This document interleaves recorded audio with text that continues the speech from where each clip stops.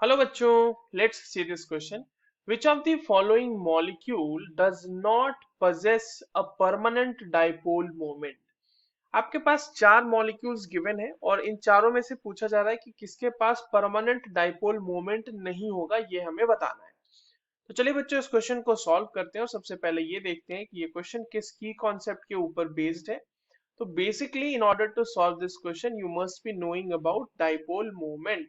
तो dipole moment हम कैसे निकालेंगे किसी भी सब्सटेंस में, किसी भी गिवन स्पीशीज में.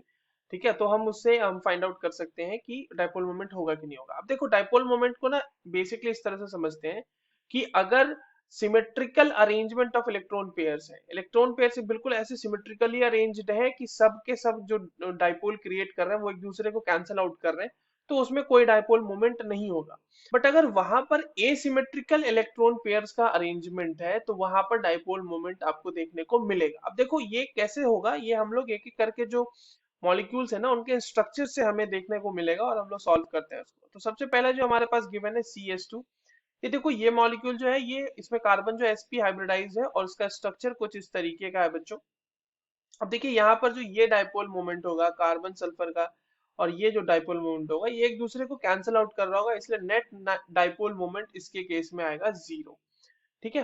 वही जो दूसरा मॉलिक्यूल है हमारे पास जो कि SO32- है, उसमें जो सल्फर है, उसमें सल्फर की हाइब्रिडाइजेशन जो है वो एक sp3 एटम है, वहां पे वो sp3 हाइब्रिडाइज है, एटम नहीं बोलेंगे, sp3 हाइब्रिडाइज है. और ये इस तरीके से उसका स्ट्रक्चर होगा बच्चों, देख लेते हैं थोड़ा सा. ये यहाँ पे डबल बॉन्ड O, यहाँ पर O नेगेटिव और यहाँ पर भी O नेगेटिव.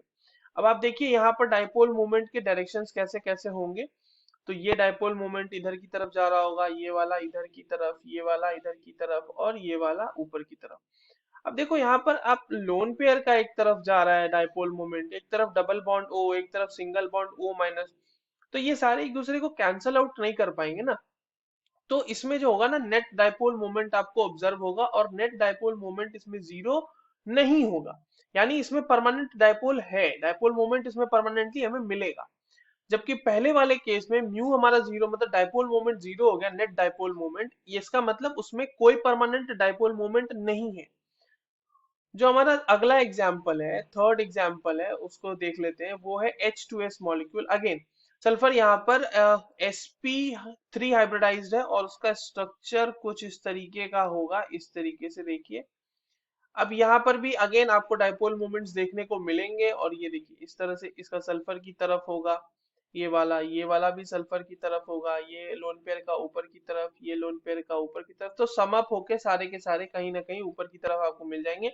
अगेन इसमें भी जो नेट डाइपोल मोमेंट है वो 0 के बराबर नहीं होगा, क्योंकि देखो आप सारे के सारे जो डाइपोल है वो आपस में एड अप हो रहे हैं, तो कैंसल आउट तो नहीं कर रहे ना.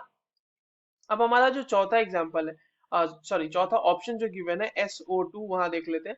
यहाँ पर सल्फर जो है वो sp2 हाइब्रिडाइज्ड है और यहाँ पर जो इसका स्ट्रक्चर होगा बच्चों वो कुछ इस तरीके का होगा.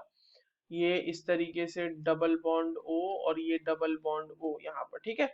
अब अगेन यहाँ पर देखिए ये डाइपोल मोमेंट इधर की तरफ, ये डाइपोल मोमेंट इधर की तरफ और ये डाइपोल मोमेंट ऊपर की तरफ. अगेन जो दो ऑक्सीजन के सल्फर ऑक्सीजन वाले बॉन्ड के डाइपोल मोमेंट है वो सल्फर के वो नेगेटिव लोन पेयर वाले डाइपोल मोमेंट को कैंसल आउट पूरी तरह नहीं कर पाएंगे. तो इसकी वजह से आपको फिर से एक डाइपोल मोमेंट देखने को मिलेगा नीचे की तरफ और that will be not equal to 0. तो देखो एक्चुअली क्या हो रहा है ना कि 2, 3 और 4 इन सब में सिमेट्रिकली जो है ऐसे इलेक्ट्रॉन पेयर अरेंज्ड नहीं है कि वो सब एक दूसरे के डाइपोल मूवमेंट को कैंसल आउट कर सके.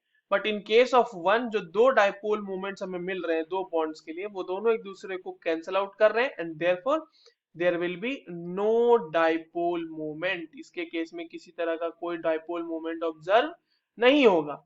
So the correct answer for this given question will be option number 1, CS2, that will not have any permanent dipole moment. I hope you understood this well. All the very best.